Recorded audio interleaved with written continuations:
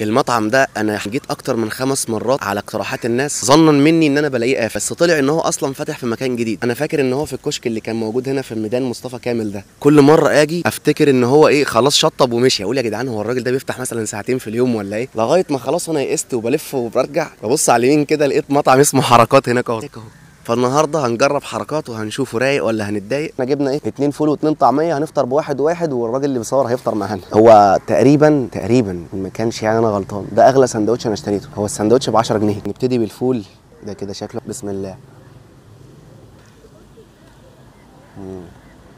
بصوا صراحة خلينا صريحين، أنا قلت إن أنا هتفاجئ من الفول أو حاجة زي كده. هو الفول كويس مش وحش على فكرة، بس يعني مش اللي هو يخطفك يعني. ده كده رأيي في الفول. نخش على الطعمية. طعمية شوية طحينة طماطم، بس نشوف البساطة دي.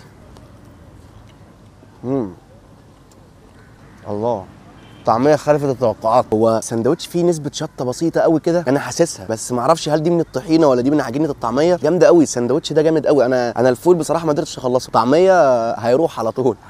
امم لو هنتكلم على حركات، بصراحه الطعميه جامده جدا. الفول بصراحه انا ممكن هي اراء في الاول وفي الاخر، طبعا زي ما بقول لكم دايما ان هي اذواق. فول زي ما قلت لكم ان هو وسط. ما تنسوش بقى تصلوا على النبي وتكتبوا لي في الكومنتات المطاعم اللي انتوا عايزين نجربها. ادعم بقى منصور اخوك وحبيبك كده بفولو او لايك او شير، واكتب لي اي مطاعم انتوا عايزين نجربها. استنوني في حلقات جديده. سلام.